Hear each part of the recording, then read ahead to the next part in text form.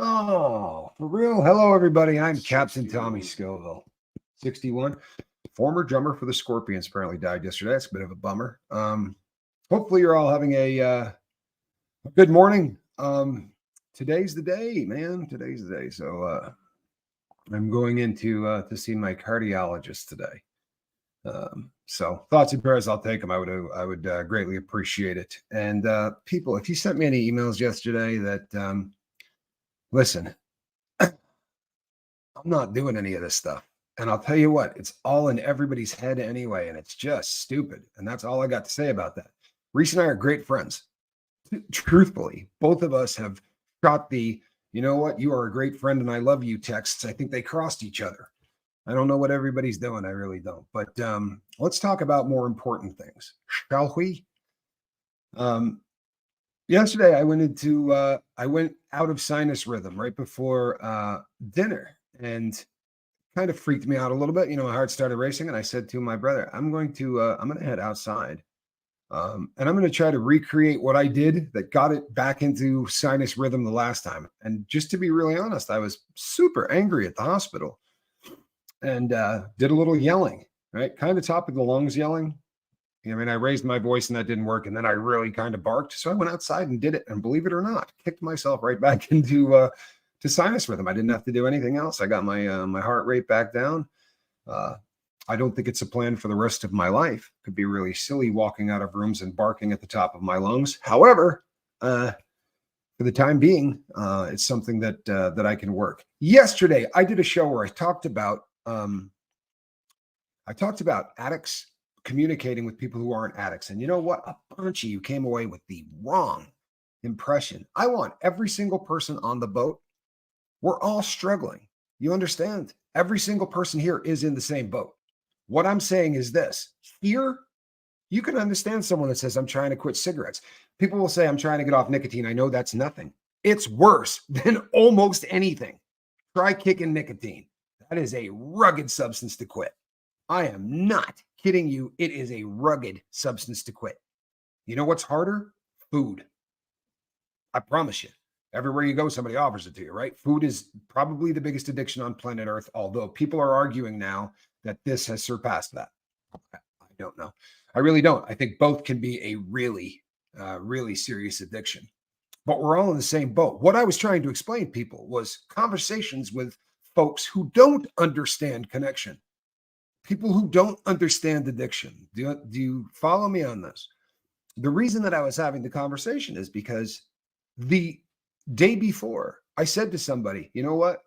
I feel like using. I'm having a bad day, man. I feel that I'm having a craving, and I don't get them very often, but I'm having a craving. And the individual took it as an insult because I happened to be talking to them at the time. They thought maybe I was saying that about them. And before you guess, no, it's not that person. But this is the kind of thing that happens. And that's what I was talking about. Good Lord, man. I don't care what your problem is, because I promise you got one. Right? We had a woman that we used to call Queen of the Normies, right? She's not a normie. Go back and watch the interview that I did with the Queen of the Normies. There's no such thing as a normie. You know what a normie is? A normie is a person that doesn't understand the concept of what we're talking about. All of us have let something become habitual. Doesn't mean you're an addict, but everybody has something that they do habitually that they wish they could stop. I freaking promise you. Or more importantly, there is something that everybody wishes that they could start and make habitual, because that's the same thing. It's like a lie by omission is still a lie, right? Well, if you've been saying to yourself every single January 1 for 9 years, I'm going to get in shape this year. Well, that's an issue. Yeah, that's an issue. Glad to hear there's no problem with sound. Yeah, Millie, enjoy it. You got to like being on annual leave, huh? However, it's so much harder to stay on the rails. Well, you've come to the right place. You're among people that understand.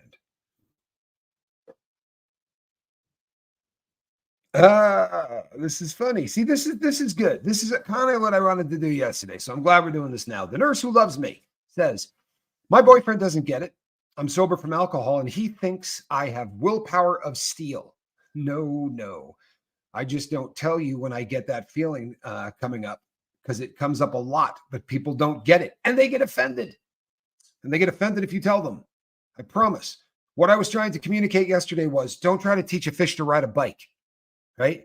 You're going to make the fish really upset and you're going to waste a hell of a lot of your time. You cannot explain the unexplainable. Now, if you happen to have a problem with food, don't try to explain this to someone who doesn't.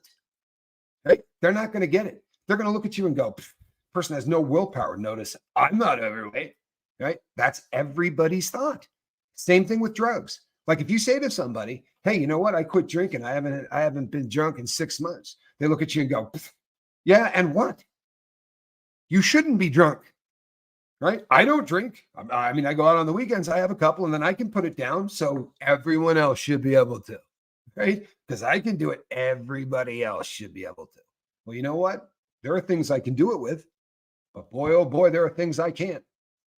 You know, been doing some deep dives on some stories that I'm putting together. Way back in the day when Howard Stern was still Howard Stern, there was a guy on there, Artie Lange, and a lot of you will probably remember Artie, but Artie has let drugs absolutely decimate his life. He's had many attempts at unaliving himself, and I watched Artie's downward spiral while I was doing smack every day, and I kind of forgot about him. I went to prison, and you're not getting serious at XM radio in prison, and you're not Googling things, and I really kind of forgot about Artie Lange until somebody emailed me and said, when you go over people that really had problems, man, you might want to think about Artie. So I started going through and doing some deep dives, and this is a guy that made millions and millions of dollars, and every single time life seemed to be perfect, he sabotaged himself and tried to kill everything good in his life. And we do it now. We're not Artie Lange, right? We're not throwing things through windows and having epic meltdowns for the entire world to watch. But we all do the same kind of crap, right? And sometimes we do it when we get really close to people in relationships. Sometimes you do it when you meet somebody and you think, you know what, this person's fantastic. I really like this person. Boy, oh boy, I hope they don't hurt me, right? Wouldn't that suck? God, I hope they don't hurt me. And the ants start running all over your brain. This person's going to hurt you. Trust and believe they're going to hurt you. They're going to do exactly what the last person did, right? You know why? Because you're not worthy of love. You're not. Mom told you that, blah, blah, blah. And it all starts spinning, right? And it all starts spinning. And then you know what you do? You push that person out of your life as fast as you possibly can. Why? Because it's a hell of a lot easier than waiting for them to do it to you. These are all things that everybody's doing this one on, right? Trust me, we're all in the same boat. This thing isn't called the lifeboat randomly. It's called the lifeboat because we're all in the same boat. And you know what? I don't pretend to have any answers. Go back and find anything where I tell you I think I got answers.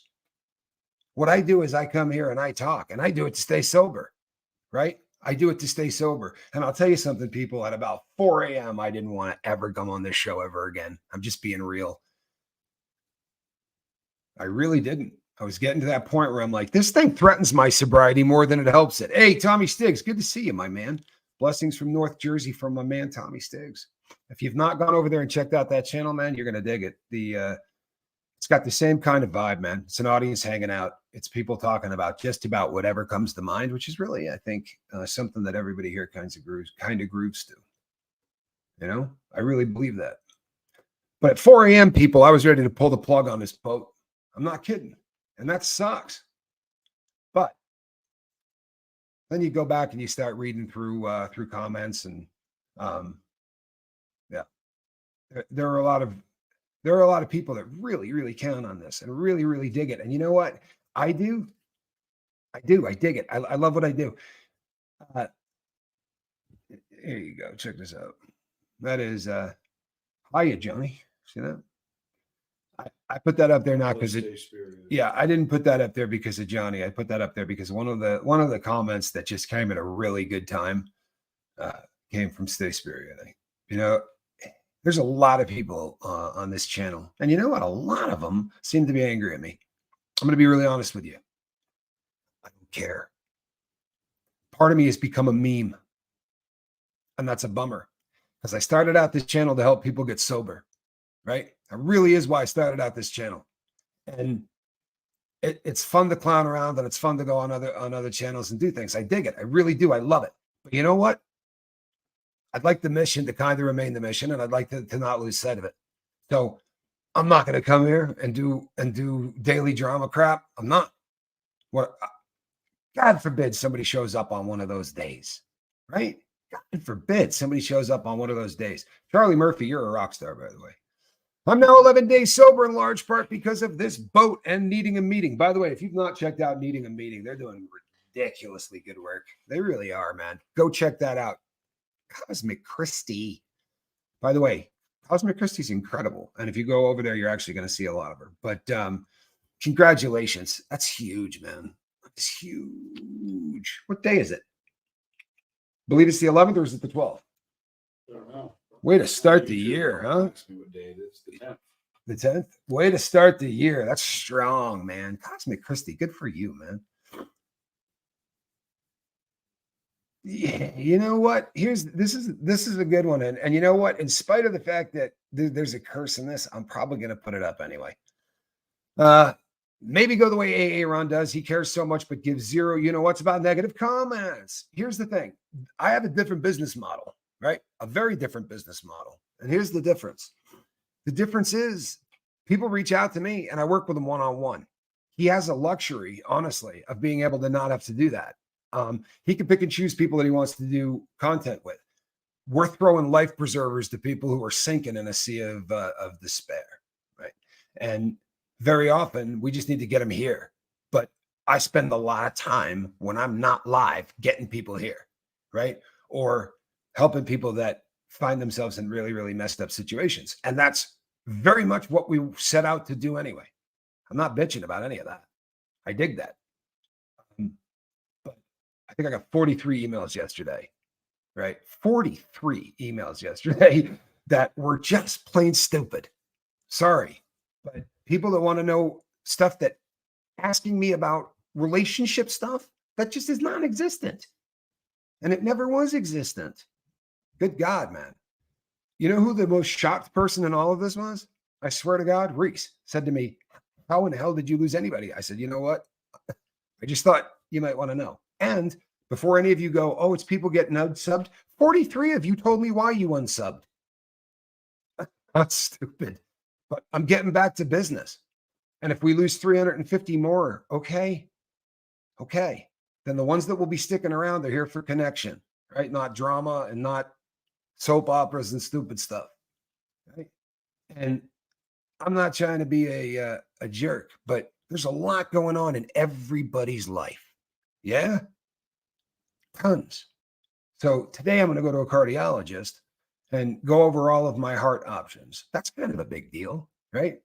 We got people who reached out in the last 3 days to tell me that they lost family members to overdoses, right? That's a big deal. You know, if you start clouding up all kinds of stuff with things that don't matter, man, then, you know, yeah, Millie, that may very well be, that's a great comment, Millie. That's a great comment. Yeah, I don't want any anger. So this is it. We're not talking about this anymore. And one-hit wonders. We need to go over this just briefly because I love you guys. A one-hit wonder, by definition, cannot have another hit. I'm just saying. I was going through some of the comments and great songs, but great songs by bands that had like 9 hits, man. The one-hit wonder are those bands that disappeared shortly. They meant the one-hit they liked. The one that they like. Oh, I got you. So, for instance, on Thriller, I really kind of dug Thriller, but the rest of those. Exactly. So Mike Jackson would be a one-hit wonder by that definition. I like where you're going with this. Doesn't seem to make a lot of sense, but I like where this is going. Like Cutting Crew. There you go. There's a good one. That's a good one. Yesterday, you said, I will turn this boat around. Was that your real dad's voice? It sounded like a dad voice. Oh, you should probably ask Spanx Calhoun that question. I haven't had to bust out the dad voice in a really long time, but I did threaten to turn the car around with him in it 1,000 times. He had to hear that. I think when you become a dad, somehow that genetically begins to happen. Instead of just saying to somebody, you know what, I'm really upset, or hey, stop doing that. You switch into your father. We were leaving school at Sister Scoville's one day on a Sunday, and I'm driving down the hill in my Porsche. I look behind and I see sneakers flying out the window. Spags was in the back, throwing his clothes out the window. Yeah, When I saw the second shoe, I knew there was going to be trouble. yeah, my son was big for throwing clothing out the window of the car. But you know what? This since you're here, this is a really funny story too. I took Spanky out to teach him to drive, right? Because he was what, 7? That's about the time you should teach a boy to drive a stick shift. He might have been 8. I don't remember how old he was, but no, he couldn't have. Oh yeah, no, he could have been 8. He might have even been 9, but he was not much older than 9. And I took him out to teach him to drive a stick shift. And I don't remember how the conversation started. I think I told him that I taught his mom to drive a stick shift, but I took him to a parking lot and the car that we were going to teach him on was a red Porsche 911. And so I'm letting Spanky drive around the parking lot of the school that he's in. So when it got time to leave, I said to him, do you think you could take this thing home? Now we only live like a mile from where the school is, maybe not even. However, he is going to have to do a hill start with a clutch. And as we're pulling up to the hill, right, I said, you got to do stop. And I'm walking him through it, right? And there's somebody pulls up behind us. And I just thought, oh, this is not only is this going to be awful, but they're going to look at me like I am the worst father in history. And I very well might be. And Spanky just dropped the clutch, drove like it was nothing, made the right hand turn with the signal on it. But we passed my brother. I'm in the other direction. And Johnny went by and went and looked at me like, what in hell is wrong with you? And we stopped the car. Johnny backed up and just looked at me and shook his head like this for about 30 seconds and drove away. It was one of the funniest moments of my life. It really was. But my son can drive a stick shift beautifully, probably from that day. Right? I think I made great headway that way. Probably wasn't up for Father of the Year, but we had a pretty good day.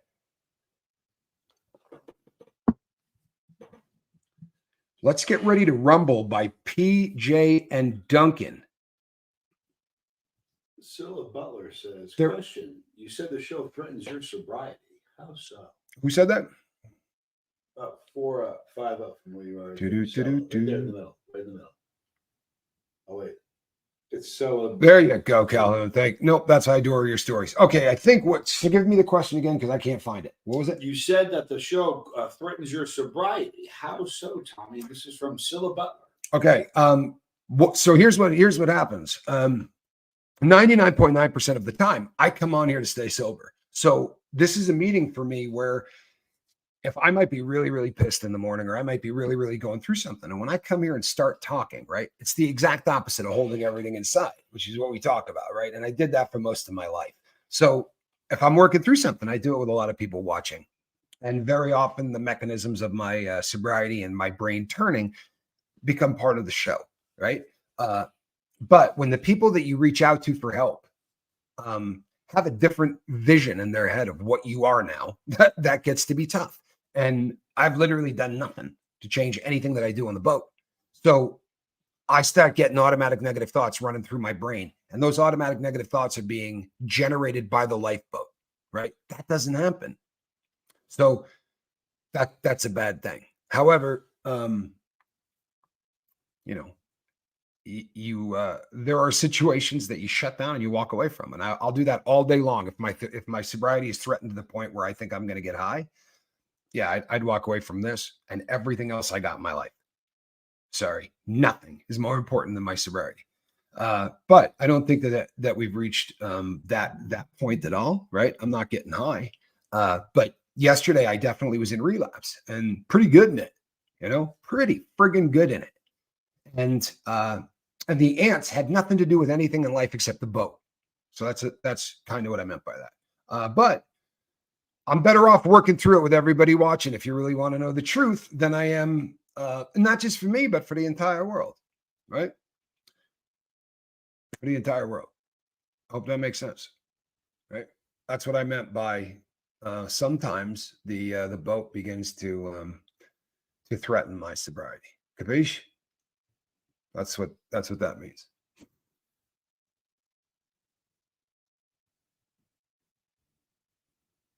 Sorry. Tell them about the journal. Yeah, the journal's done. So the lifeboat season, first year journal book is done. So it is on. Oh, please put that up. Please put that up. Please put that up. You drink beers and take weed gummies. Let's be real. You're not sober. Thank you, Sean. I appreciate your comment, and I appreciate you being here. This is the prevailing attitude of the earth. The prevailing attitude of the earth is if you use a substance of any kind in any amount, you're not sober. If you believe that, there are so many channels out there that are going to cater to exactly what you're looking for, right? There are very regimented and very strict sobriety groups, almost to the point of cult-like kind of an adherence to the strictures of that particular brand of sobriety, rather.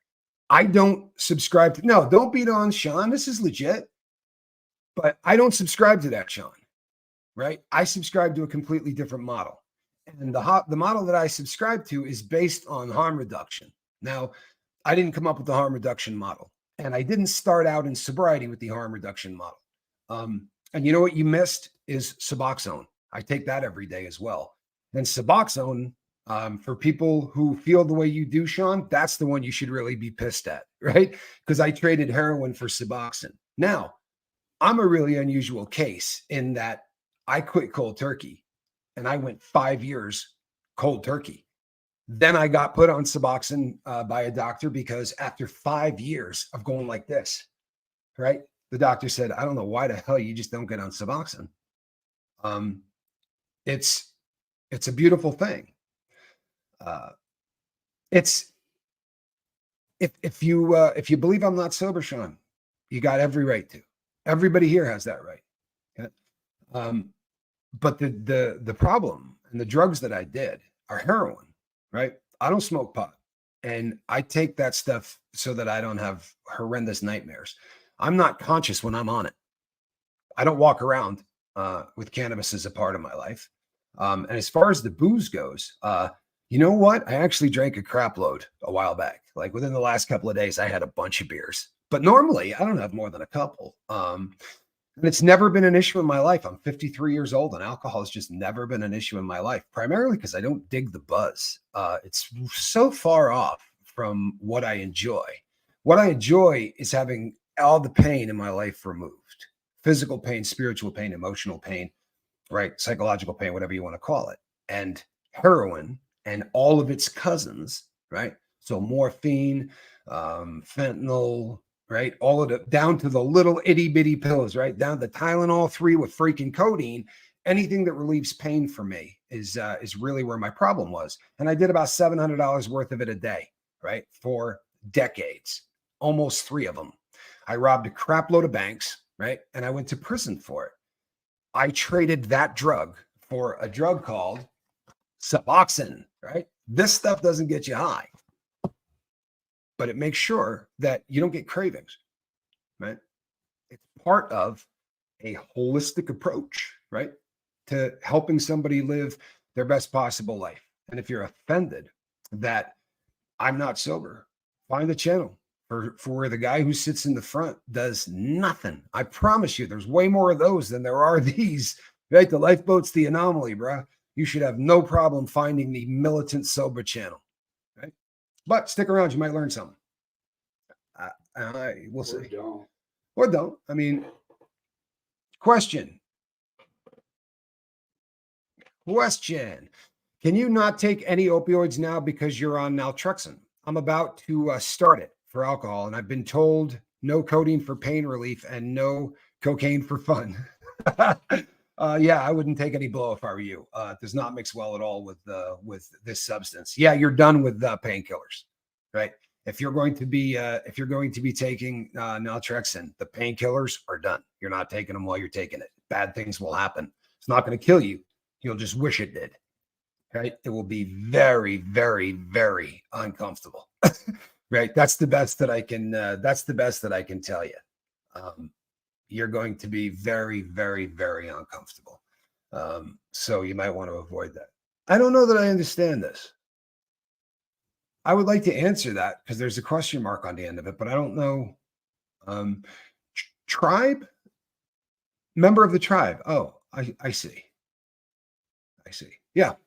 I kind of like to think. I kind of like the tribe illustration when people talk about sobriety. The tribe thing is something that I dig.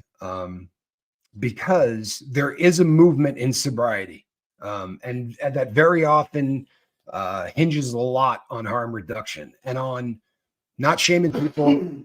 Bless you, sorry, and not shaming people that go a different route. I don't give a crap how you stop doing the thing that is killing you. I don't care how you stop, man, really, but I hope you stop. Right. So our journal is going off to the printer. When it's done, we will be rolling it out here, and we're going to do one every single year. Because we think it's a pretty cool idea. So many people have said, you know what, I need a prompt, I need something. Well, this is going to kind of show you how this works. And there is Lady Fiona Galbraith, different Lady Fiona, happens to be from the same city. What are the odds? They're both from the capital of Australia. Just crazy the odds, but yeah, we have two of them. It was funny. We were doing the back and forth in the comments, and she said, "I think you have." I think no, I'm the one from Canberra. I said, "No, trust me, you're both from Canberra." Small world, small world. Sean has left the building. Well, you know, I don't think Sean was here to. Well, thank you. I really appreciate that, and all the love and prayers back to Israel. Please stay safe. Scary times. Scary times.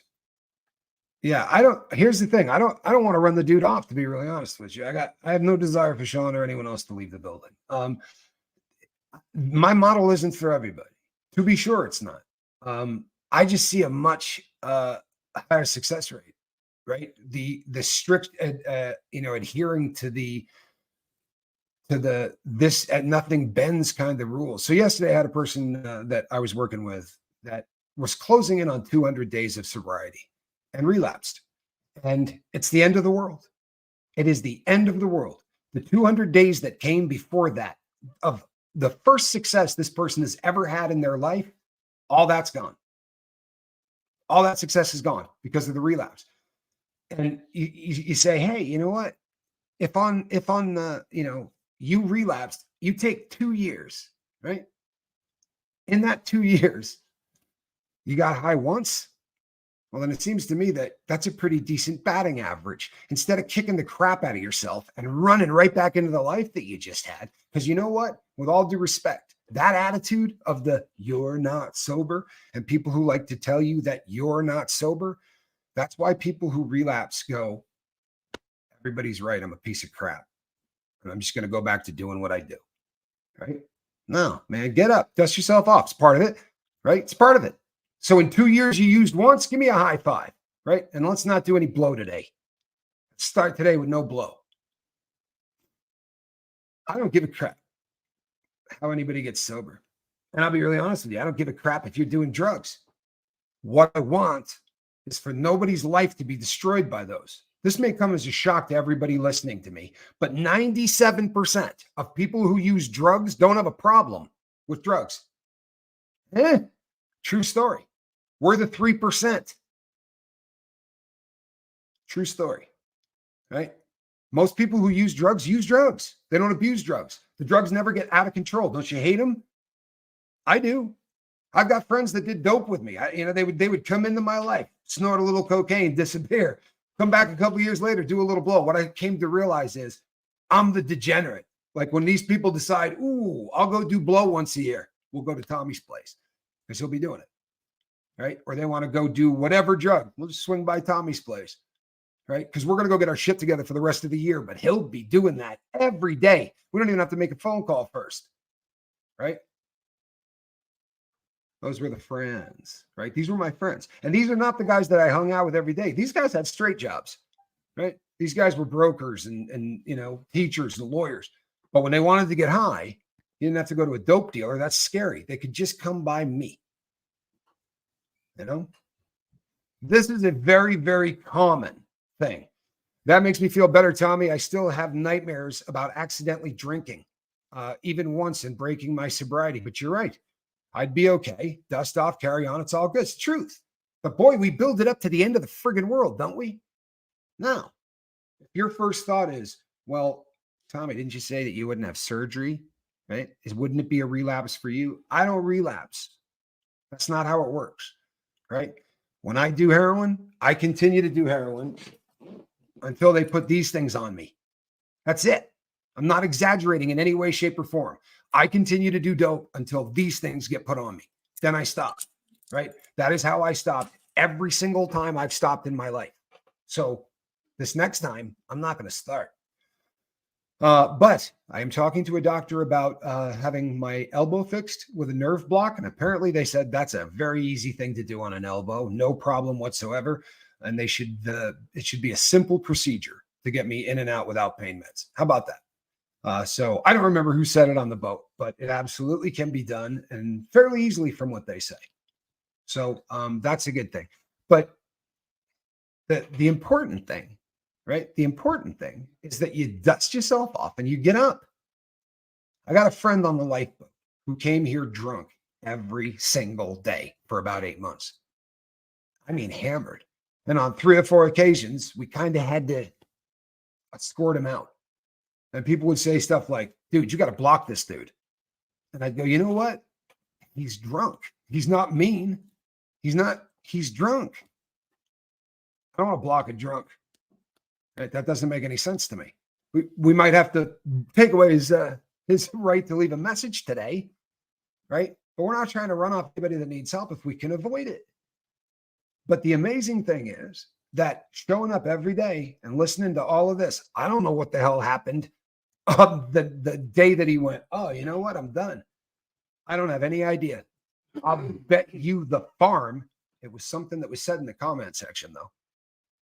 Because I promise you, if you listen to me for 8 months, you're never going to hear something new. You'll work through all my new stuff in the first 3 weeks. We just repeat stuff and hang out, folks. There's not that much that you can talk about in sobriety. So we come up with new ways to talk about things, and we hang out with one another, and we get to know each other, and we connect. He felt safe. Yeah, I think that probably has something to do with it. I think that probably had something to do with it. Zelda Z, another person I absolutely love. Absolutely love. Tommy, I've been off opioids now over 4 months. Was in for many years. No dopamine kicking in. Completely fatigued. They want to try me in a very small dose of Adderall. I'm nervous. You know what? I don't know that I would panic on that. But I would tell them all of your concerns and talk to the doctor. But don't just rule it out, right? Out of whole cloth because it's a drug, right? They may be saying this for multiple reasons. It may not just be the dopamine. They may think that a lot of us had ADHD and we use dope as a way to control something that could have been controlled in another way. And very often people and women, for whatever reason, very often seem to find a low dose amphetamine and it'll eliminate the anhedonia, right? Which is that you're not feeling anything. It should eliminate that because it is pretty good at releasing dopamine. In fact, nothing in the world plays with dopamine quite like an amphetamine, right? Now, does that make you not sober? Guess what? I don't say crap like that. That's not my get down. If our boy's still here, man, he can tell you, but I'm not gonna, right? If you're living in anhedonia, if you guys don't know what that is, look it up, right? It's the inability to feel anything. And it's very real. And if you've been off opioids for 4 months, I was off 5 years and I was still suffering from anhedonia. And very fortunately, when I turned off the receptor itself, all of that started to come back, right? But I had 30 years of destroying if you beat your receptors for 30 years, they're not going to be the same. I promise you. The MU receptor is going to treat you poorly for the rest of your life. So you better figure out a plan. And again, I was anti-Suboxone. I was anti-everything, people. I was anti-everything. But you know what? I was wrong. Since then, I've watched this stuff save thousands of lives, and I'm not exaggerating. This stuff is an absolute miracle. Does it have some problems? You betcha. You betcha. It's a drug. Are there idiots who are going to abuse it? There are idiots who will abuse gasoline, right? Sadly, the people that are abusing this drug aren't opioid addicts, right? The people that are abusing Suboxone have never gotten high on opiates. You know what's sad? They're going to be junkies. Guaranteed. An antagonist can get you strung out and destroy your life. It can do that. I never made any sense to me why somebody would start. Yeah, but why should drugs make sense? That's a stupid thing to say. I should be ashamed for saying that. This is a very interesting thing, right? You tell your doctor this, right? You should tell your doctor this, because if Adderall makes you sleepy, then you have a different brain chemistry than everybody else. And this happens a lot with a lot of people. I know guys that do a line of cocaine and will be asleep in 6 minutes, right? Doesn't make a lot of sense. And they know it. They dig it. Like, that's the feeling they're going for. They can eat Valium and go out on the town, right? Doesn't make a lot of sense, but everybody's brain chemistry is just a little different. Zelda, I would not. Yeah. And I'm happy to address it. I get every day, I get people that reach out to me and say, you got to get me, help me get off of all of these pain meds. And I'll go, great. You know what? We can do that. Let's make sure you're going to talk to your doctor, blah, blah, blah. And we start talking to them. And what we find out is this person needs to be on pain meds, right? For the rest of their time on planet Earth, they're going to need pain medication. But they found the lifeboat and they got excited at the concept of, I'm going to get this stuff out of my life. There is a big difference between needing pain meds. There's nothing wrong with needing pain meds, right? You can believe we crawled out of a puddle. You can believe that we came from the Big Bang. You can believe we were created. You can believe we're in a computer simulation. Matters not to me. But you know what? The MU receptor was put in our body so that when we were hurting, we could do something about it. You know, you're not supposed to have to be in pain. You're not. So don't quit because you think that that's a cool idea. If you need pain meds, make sure you're talking to your doctor. If you're taking the pain meds the way they're prescribing them, you don't have a problem. Trust and believe you don't. I couldn't do that. It would be impossible for me to take pain meds the way they wrote it on the label. Even if somebody held the bottle, I'll get out and I'll go find drugs because it will not be enough to satisfy me. That's who I am. Yeah. Broke up with booze finally. THC is still around. Much better relationship. No doing really stupid things and afraid to drive if on THC. Booze is booze. Success every day in living my life, but peace. You know what, Libby? Not mad at you. Now, what I would say is this. Don't talk to Sean. For anybody,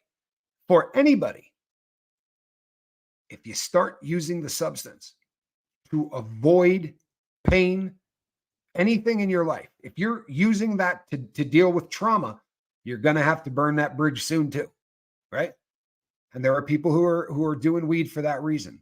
And if I came on the boat every day and said, yeah, you know, at about noon, I smoke a joint because the pressure of this boat is starting to kill me. Well, man, we might need to have a different conversation. Yeah? I'm willing to have that conversation if I get to that point. But that's not what I'm doing. Right. And I'm really comfortable with what I'm doing. I didn't have to tell anybody here anything ever. How would you find out I'm on Suboxone? Right. I didn't have to tell anybody that. Could have just come out here and pretended to be, I'm the guy that kicked. Right. I'm never doing anything ever. No, man, I kicked in a prison cell, hurting. But I couldn't stay clean without it. I couldn't. I promise you. I mean, I did. But it was a matter of time. They were letting me out of prison. I mean, it was on and cracking. I knew what was coming. I'll tell you something about THC and every other drug known to man. I don't care if you use it. Bum me out? All right, you're on the wrong channel. Not an anti-drug channel. Never been one. Not an anti-drug channel. I think I said that in the first video, and I'm pretty damn sure I've said it in every video since. I'll tell you something else I've said. I'm never going to say someone's a drug addict. That's above my pay grade. Yeah? There are tests you can do where you lay somebody down and take pictures at a dome while it's in action. And it'll tell you whether or not the person's an addict. I'm not going to play. Definitely not why I started this channel. And I'm not mad at dude with his opinion. I used to share it. How do you like that, people? For real. That was my opinion for the longest time. I'm not mad at the dude. I get it. Truthfully, not mad at all. Kicked hundreds of times with nothing. Willie Weed, you and I could probably have some stories. Anybody on dope has kicked hundreds of times, right? I mean, hundreds of times. You can't not. But for me, it usually was because I was in the jail cell. I mean, I tried on the street, and I think I actually kicked once completely from start to finish on the street without anything. I think I did that once, and I did it with a friend. But I mean, by way of full disclosure, we stayed in the woods for 7 days, right? We got dropped off so far in the woods that it would have taken us pretty close to 7 days to walk out, right? No phones, no nothing. This was our plan. And it worked. There was no dope there to do. We got sober. We almost killed each other. I mean, literally, but we got sober. But when they came to get us 7 days later, he made it 3 days. I made it 4. The problem wasn't solved. The dope is a symptom of the problem. Now I have reached a place in my life where I address the problem every single day. Right? I journal my ass off. I come here and I talk to you people about everything that is going on in my life, good, bad, or otherwise. Now I'm having to back off on that a little bit, which sucks. But that's just, it is what it is. It is what it is. Jail is the best detox ever. It's the truth. It really is. It is the best detox ever because it will get you clean very, very quickly, whether you want to be or not.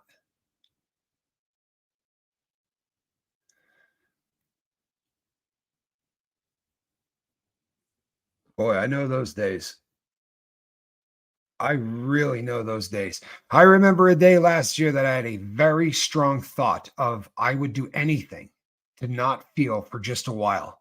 I have fought that thought since then because I know that it would be too tempting.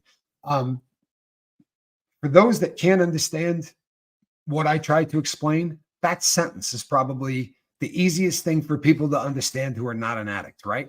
So this right here, I had a very strong thought that I would do anything to not feel just for a while. Okay. That's what every heroin addict on the planet thinks. I promise you. They may not be able to articulate it, but that's the feeling. The trouble is, you can say, I feel, right? I feel like I would do anything. But what you're feeling inside is, I'm gonna die if I don't get this. It's a panic, like an alarm going off, right? Wah, wah, wah. All hands on deck. Tommy's about to blow off his entire life, right? He's about to do something that 9 months from now will end up with him in handcuffs, right? Lene gets it, right? That's her kryptonite, right? I sure as hell got mine. Mine happens to be an entire family. Alcohol is that way, right? You got bourbon, you got wine, you got beer, right? Hard alcohol, all those things come into play. And all of those, I got the same thing because I can't do, in spite of the fact that heroin was my drug, I cannot do anything that came from a poppy or that copied a poppy in a lab. Can't do an agonist or an antagonist of that unless I'm doing it in a very controlled fashion, right? The agonist antagonist in Suboxone is a very unique compound. There's another one out there that you can abuse the snot out of, right? That isn't very difficult to get. I've talked about it on here before, but nalbuphine comes in a liquid. You can bang that stuff. You can put it in your arm. I have to avoid all of that. And by association, I can't do muscle relaxers, right? Never been addicted to muscle relaxers, but muscle relaxers have such a similar physical feeling on the body that heroin does. A muscle relaxer and I'm done. I promise you. That's a quick path back. I cannot do muscle relaxers. And the other one that's deadly for me is benzos. I can't do benzos either because benzos are another drug that just makes you feel like there's the answer in a pill. Now, it won't work, but it will piss me off so bad that I will start going to what does. You understand? And I tried all these, right? All of them. As a heroin addict, you go, you know what I'm going to do? I just got sober. What I'm going to do is get on Soma. I'm just going to do Soma. Then I got nothing to worry about. That does the same thing, right? I'm going to be relaxed. It's a muscle relaxer. What's it called? I can't think of the name of it right now, but it's Soma compound. It's a heavy, pretty heavy muscle relaxer, right? It will knock you out pretty good. But I tried. I got on that, and again, my body does it for a minute, and then it goes, "What are you doing, dude?" Yeah, your body feels great, but the ants are still carisoprodol. Thank you very much. But the ants are kicking the crap out of you, right? I had cyclobenzaprine in my head, but that's Flexeril, I think. I couldn't get it out either. You ever have that happen to you? That's one of those things that definitely happens to me. But I tried that. I said, "Oh, I'll try Valium. I'll try." I went to one thing after another because I was looking for that magic bullet. There had to be a drug out there that was going to take away all those feelings that I hated and not bring any of the BS with it. See, heroin in the beginning was perfect. I'm not exaggerating. In the beginning, it's God. It comes in your life and takes away every single problem you ever had. Nothing bothers you anymore, right? You're 9 feet tall. Nothing bothers you. That's a pretty strong draw, don't you think? You also don't have any physical pain. Really? If you happen to be somebody that speaks for a living, you will not feel any at all feeling of this is gonna little butterfly in the stomach. No, man, you'll just be stoked to get out there. Chasing the dragon, there's a lot of people who debate why it is called chasing the dragon. Primarily, the people who use that term who are addicts are not needle users. Needle users do not call it chasing the dragon. Smokers of heroin call it chasing the dragon. And if you see how it burns, how they smoke it on tin foil, it leaves a black trail, right? That is very often dragon-like in appearance. It kind of looks like what you would see in Chinatown on, how they have those big things. That's what it leaves behind. A black trail with a lump at the end of it that kind of looks like a head. And that's why they call it chasing the dragon. Has always been the only one that made sense to me, to be real honest with you. I will be doing a podcast with them in the near future. Yeah. Let's put that one up there. I know this is a super chat, but Lisa Trimble says, you just said what I've been thinking, using something for one day to not feel, think, or deal with my reality. That's what's going on these days. Here's the problem. The problem is it works perfectly. You get it? There's nothing wrong with how it works. It works perfectly. What are the odds you're not going to do it the next day? Right? Why would you not? Why would you not? If you do that first one, there's no chance you're going to catch that second one. I mean, it's a foregone conclusion. So, Lisa, what do we do with ourselves? Huh? What do we do? I'll tell you something. For me, sorry, people, my lips are so dry. It's awful. This time of year stuff. For me,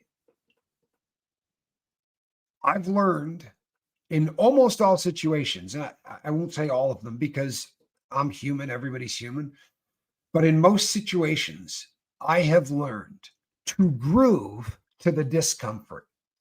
I'm not kidding. And I'm not suggesting anybody try this, by the way, not at the level I do, but I am really, really comfortable being uncomfortable. Like if you're in a situation and you need somebody to go be the guy that does the confrontation, you should probably wave at me, right? Because that's how I basically live my life these days. And what I mean by that is not that I try to argue with every person I come in contact with. But for 80% of my time on planet Earth, I had something to round the corner off of every edge in my life, right? There was no discomfort.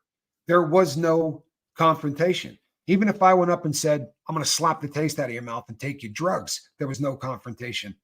My pulse wasn't going to get above 70. It was just one of those things that these days I ride an emotional roller coaster like everybody else on planet Earth. And you know what, Lisa? I'm starting to dig it. I really am. I'm starting to dig it. I'm starting to like the emotional roller coaster. I'm starting to like the fact that sometimes you feel a bit depressed. That's all good if you come out of it. It tells you something emotional just happened. Depression, not a bad thing. Unless you live in it, right? There's a reason we have it. I assure you, it is a necessary emotion. It may not be a fun one, but I damn promise you that it is an important one.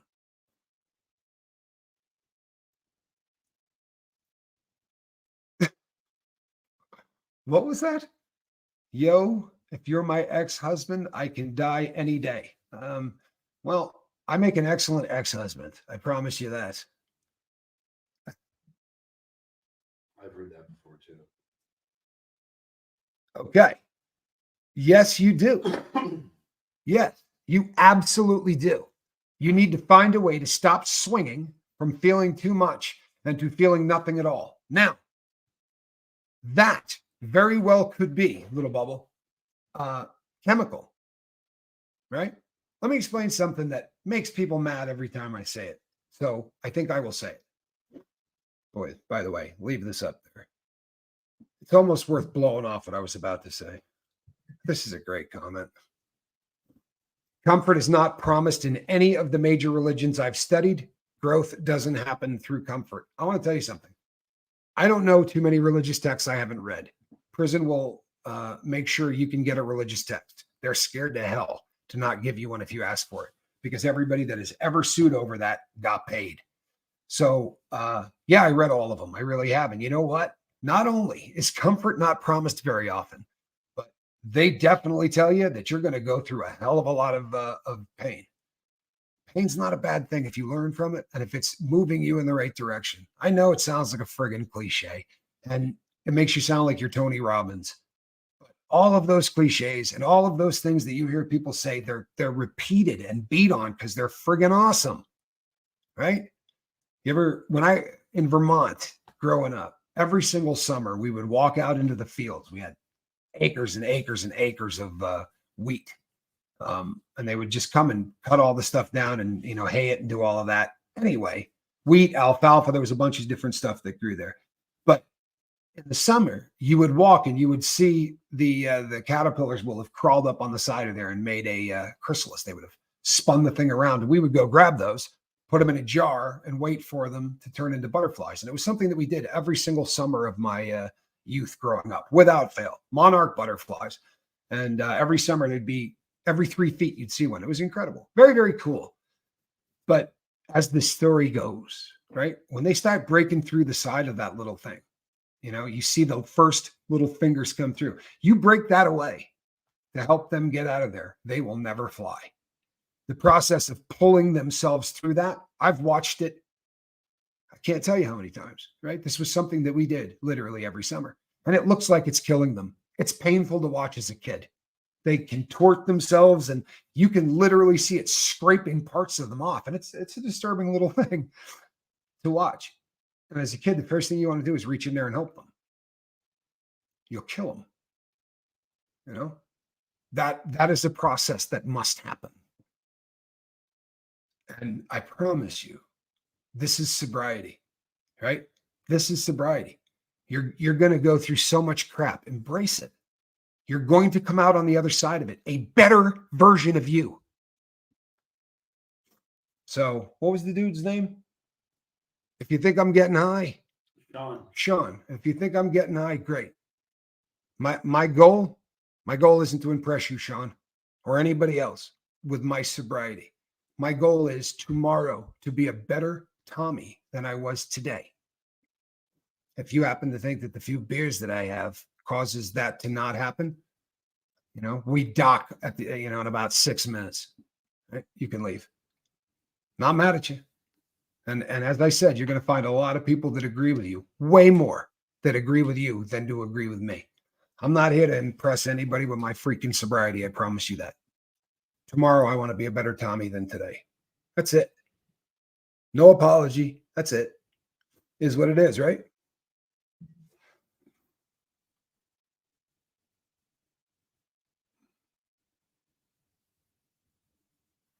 Yeah, you know what? This is the truth, man.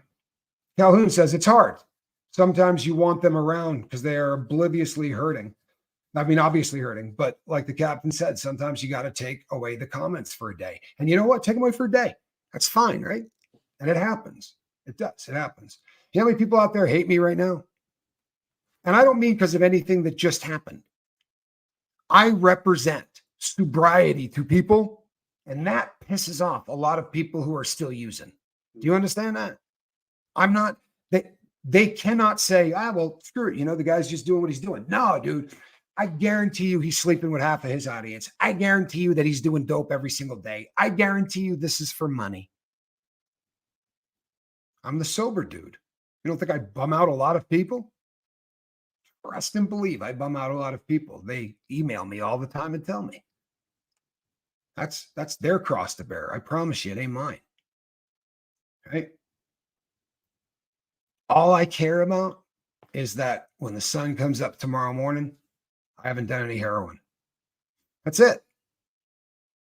Swear to you. I mean, I could make that flowery and I can stretch it out for a really long period of time. But what it comes down to is I want to get through 24 hours without doing any dope and hopefully maybe glean a lesson or two along the way that actually makes me a better human being. And then there's the really obvious stuff. And that was all part of the whole from page 2 to page 3 thing. I do what I can to not hurt anybody. Now, I know I've left some comments that bummed some people out, or I responded to comments and people are bummed out about it. I don't attack people. But if you say something to me that I find way off track, I'm going to tell you why I think it's way off track. But if you're one of those persons that feels offended, go back and read what I wrote. I don't attack people, right? I'm not a guy that really spends a lot of time attacking people with words. I promise you. I got no desire. It's kind of the opposite of connection. You feel me? It really is. Kind of the opposite of connection. Amen. Preach, Tommy. Thank you, Paula. Oh, Lord. It probably sounds like I'm preaching too, doesn't it? People like that need to be on some medication. Oh, that's funny. You know what? I understand people who do drugs. They make perfect sense to me. Trying to get through this life was so difficult. And they said, I didn't get an owner's manual. All these things that people seem to do that brings them peace, it doesn't work for me. Right? So we go out and we look for other things. And guess what? A lot of us find drugs and they work until they don't. Right? Just like cults. They don't start abusing you day one, or there wouldn't be cults. Dope doesn't start abusing you day one either, or there wouldn't be drug addicts. In the beginning, it's awesome. You can't handle the truth. Yo, you could play that again. That's always fun. Truth. You can't handle the truth. It's fun too because it's little Tommy Cruise too. I have decided that I'm going to say little before Tom Cruise's name from now on, just because I think it's mean. Would it be fun to say that to his face? Oh, what sucked is I had the opportunity and I blew it. But back then I thought he was cool. Oh my God, when alcoholics hear I'm sober, it pisses them off so bad. I can run into peeps in bars, gatherings. I can spot the alcoholics from regular peeps in the room in 10 minutes. You absolutely can, Kim Roy. Isn't it funny just saying Kim Roy? I had a really close friend growing up by that name. It's really a kind of a trip. But I'm glad that you're here, Kim. And you know what? It's the truth, right? A few good men. That's right. A few good men. So this is cool. As a normie, this is probably one of the most enlightened shows I've seen. Thank you, sir. Thank you for being here. And you know what? You're not a normie. I'm sorry you're not. But I understand what you're saying. You probably have never had a problem with any drugs. I think that's great. But I don't think that there are normies. I think everybody on earth has got something that they're struggling with, something that there's a habit they want to stop, or there's a habit they wish they could start. That's my theory, and I'm sticking to it. I don't think there's anybody not in that boat.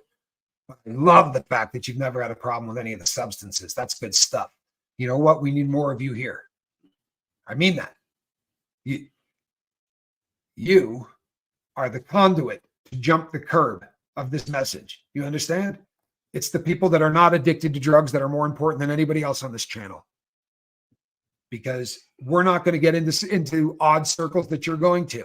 And someone's going to say something about drug addicts like, you know what? Screw them, right? They're an adult. If they can't take care of themselves, let them die. Those things get said every day. I'm not kidding. Sorry, I got no pity for those people. They brought that crap on themselves.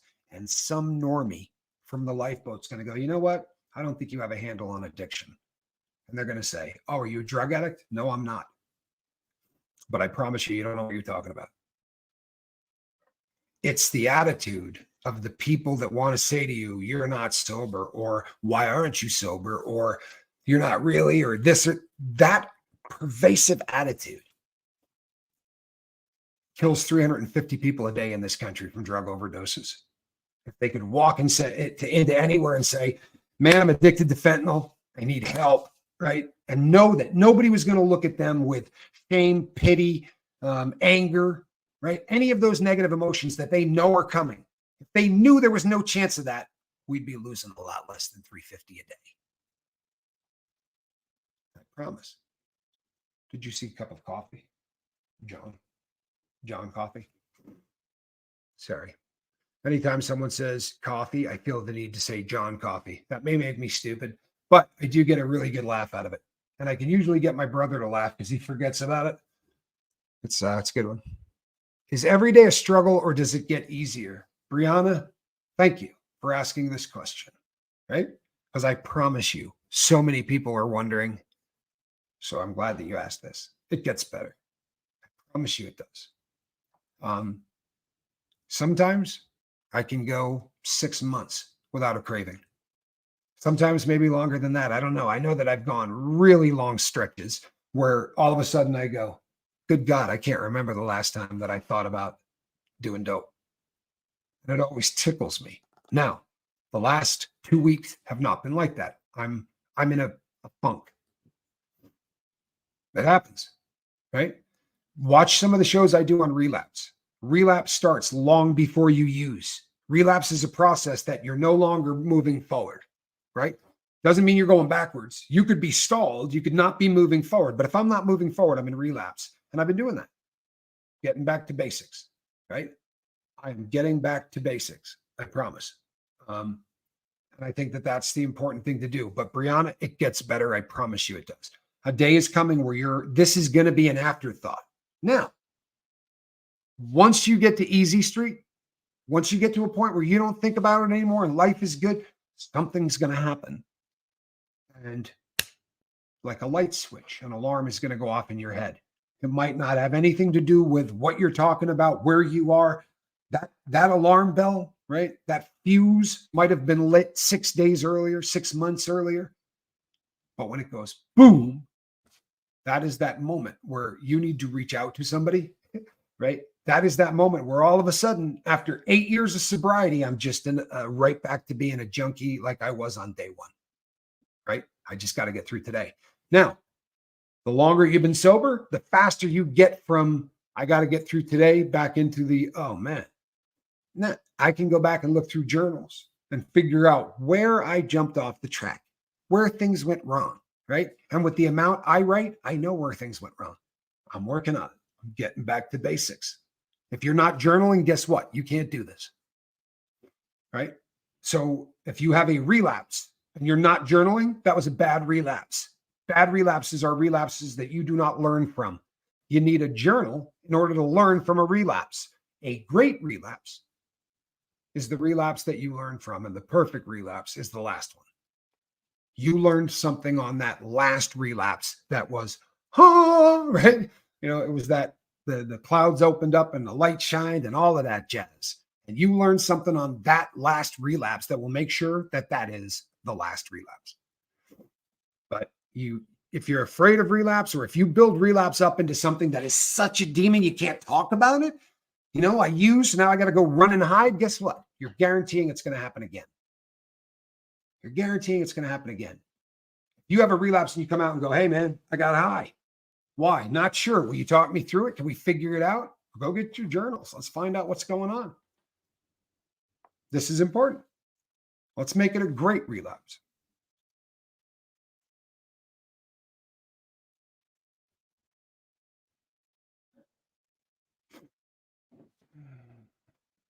Sorry.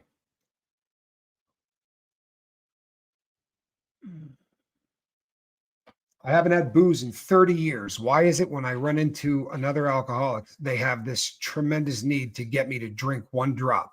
It's like they're on a mission to bring me back to that hell. Well, subconsciously they are, right? Subconsciously they are. You're not Kim Roy, right? You're just a full-length, 5-foot whatever mirror. That's all you are. This is what happens when you get sober. You hold up a mirror to every single person who still uses. So when you walk up, what do they see? Themselves. They don't see you. Why the hell did Kim quit? Right? Does that mean I need to quit? If Kim was an alcoholic, I had to be worse than her, man. Right? So you're just a representation, like I am, of everything that is sober. And that just sucks. Right? That just sucks. So what do? They say stuff like, come on, what have you been, 20 or 30 years? You could have a drop now. Hell, you proved you could do it. Right? Come on, have one. They don't realize it, but they are literally the most evil thing that you could do to a person. On the bright side, Kim, it sounds like you got a handle on it, right? This is something you understand. How big is that? Right? Yeah, Brianna nailed it, because misery loves company. There's nothing that would make your friend happier than for you to be shaffazed sitting on the bar stool next to them.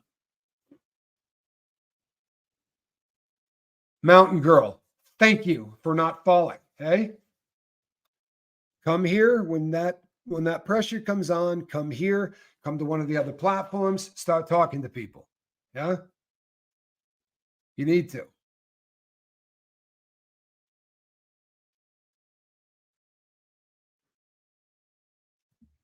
That's huge. My husband is always trying to get me to take a drink. Christmas was intense. Just doesn't get it. Truthfully, just doesn't get it. Just does not get it. And I've done so many shows like the one that you're watching right now that you could let them watch. Guess what? It's not going to do a thing. Sadly, it's not. I mean, if the student is ready, right, then it doesn't matter who the teacher is. They'll appear at the right time, and everything will be, But I promise you, the people with that mindset, they're often wrapped up so hard in their own problem, right? Their own addiction, their own whatever, that they need so badly for you to join them in that misery, so that they don't need the guilt. They don't need all of the emotions that your victory dumps onto him. Not your fault, but that's how he views this. You understand, right? Your victory over this substance yells at him every day. You're a failure. You're weak. You can't do it. In his head, that's what he sees. Sad, right? But that's this insidious damn disease. It's so hard if your best friend or your mate is using and you're not, there are emotions that end up that get ginned up inside them that they can't control. No one in their right mind, right? They're not in their right mind. I promise you, Mountain Girl, it's booze that's trying to get you to use booze. Just happens to be in your husband's body.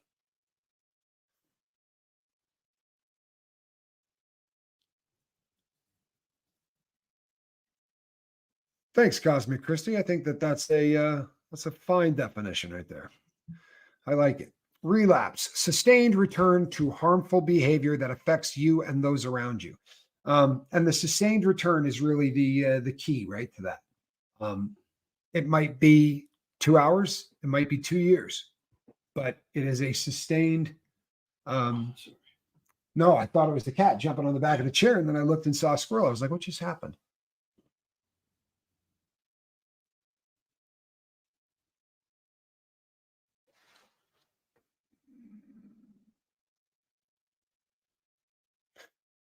Hey, Rick, I think you're gonna.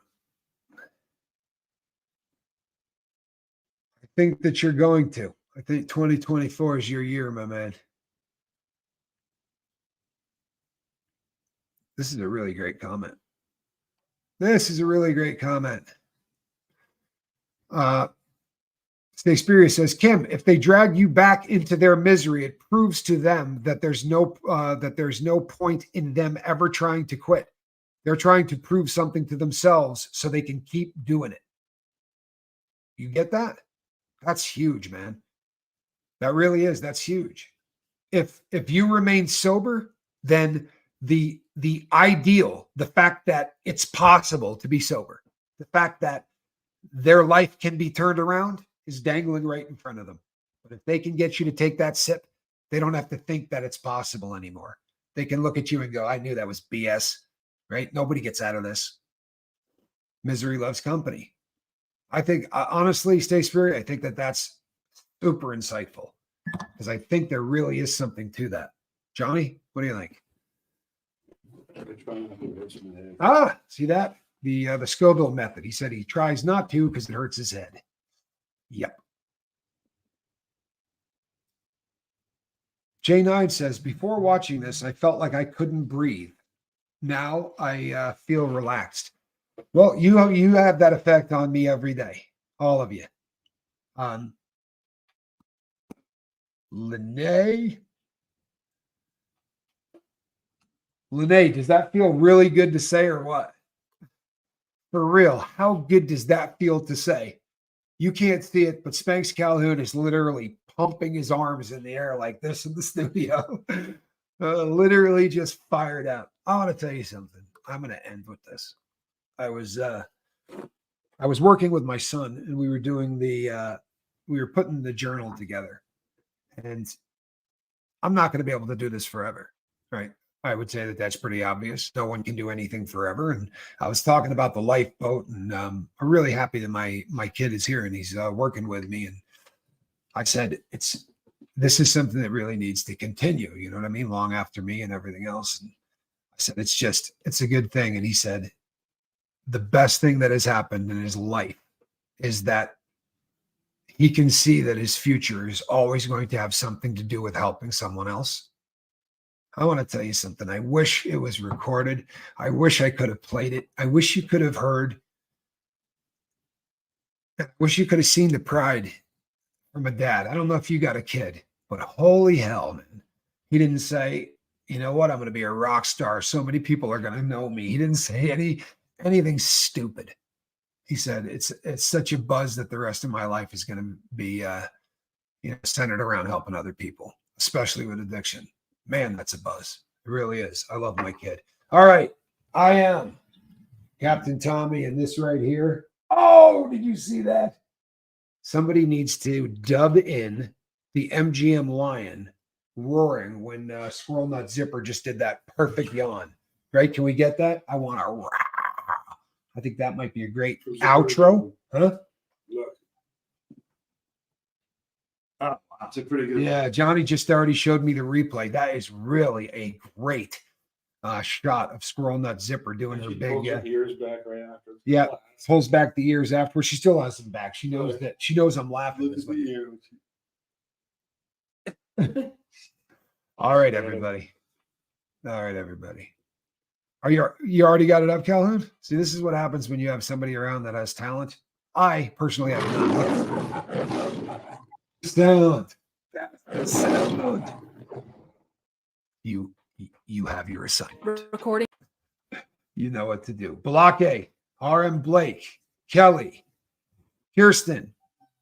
Yes, super chats. I didn't forget. Thank you. Teresa, Nancy, Rolling Stone, Cheryl, Eileen, thank you all. Susie Q, good to see you. So glad that you're all here. Bruce Osmond, glad that you're here. He says, thanks to Spanx and Cedar. Good stuff. Love it. Paula Pendley, glad you're here. The nurse who loved me, hippie chicks.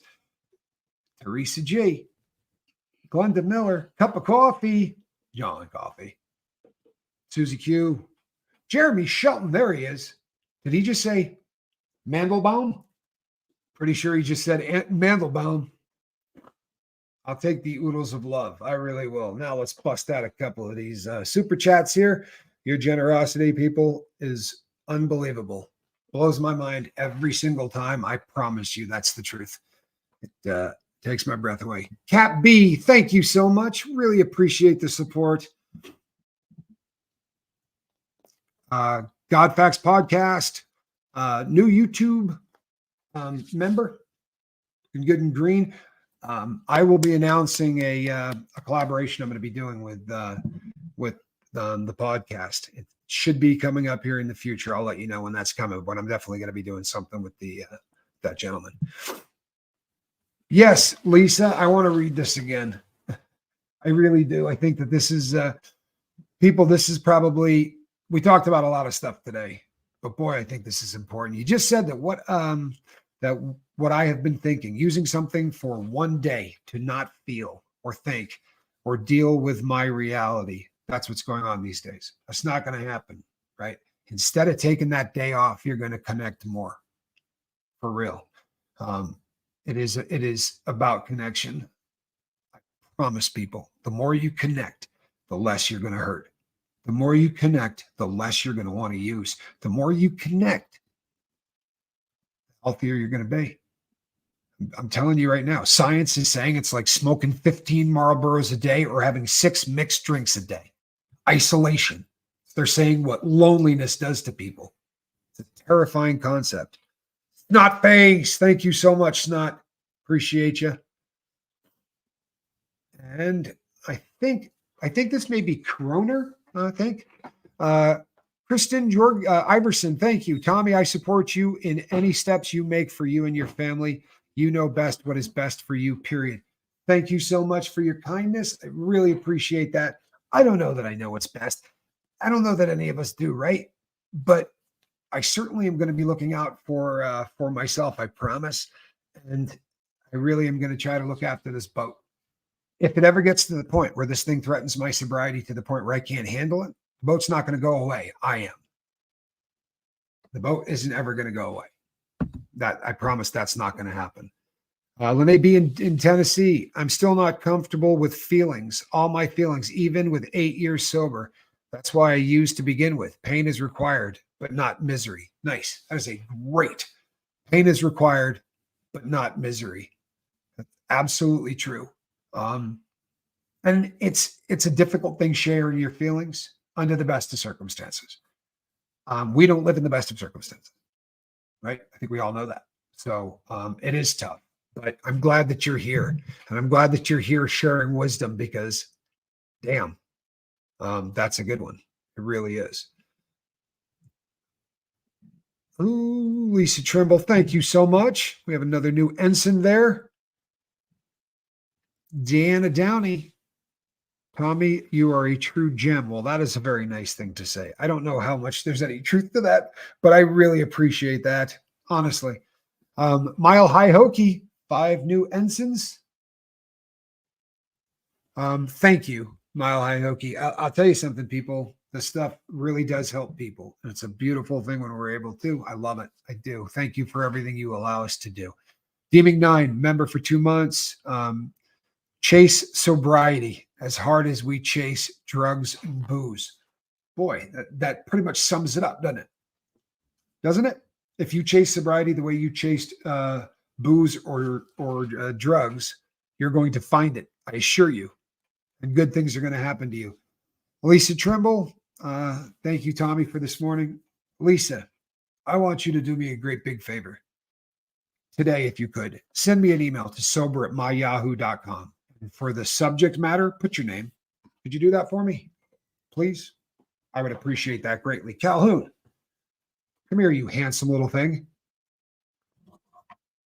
I know I got a kid on the other side of the glass. There he is. What's happening, Spanx Calhoun? I'm not having it. Make yourself bigger than that. What are you doing? Hello. There you go. That's better. Good morning. All right. This is your one chance to rub it in, right? You got 30 seconds. After this, I don't want to hear it again all day long. How was it yesterday? Oh, it was so good. I am so sore. I have to say, I was very disappointed in my cardio. I had to stop and just rest for a second so many times yesterday. But we made it all the way out onto Cirque, down into, I believe they call it Place That No One Talks About. I don't know if you're familiar with that. And then down to the Taxwood Slide. I know where just Taxwood powder. Slide is. The place nobody talks about. Is there a tree line there? So the Cirque Peak Yeah, comes I know down, the circle. and then it kind of Yep. goes over and then down again. Yeah. Right in like off to the east of that. Left. Skiers left. Skiers left. Yeah, there's a on the map. If you look at a map of Snowbird, there's a place. It's called the Place That No One Talks About, and there was so much. Do you know where powder in there. Tomlinson's is? Do you know where Tommy's is? Tomlinson's. I think that's what you're talking about. After we hang up from everybody, I will continue. I'll this. pull up I a won't map bore and show everybody. you. But it was Yeah, great. I think we're talking about the same thing. There's always it's a stash of powder that's difficult to get to, so no one's ever. You can usually get first tracks on it. Me and Martin always go hunt that stuff down when we go to the Bird. We made it all the way out. We hiked that ridge all the way out from Cirque last year when it was beautiful and there was plenty of snow. But yeah, dude, I'm tore up, but it was great. By the time we got to the powder, I was done. What? I took you on the Cirque for the very first time. First time you ever went on that was with me. Nice. In fact, that was the day of the Red Bull, the day of the picture. That was in order to get over to the wave for that competition, I had to take you there. But you were a beast, man. You had a great day.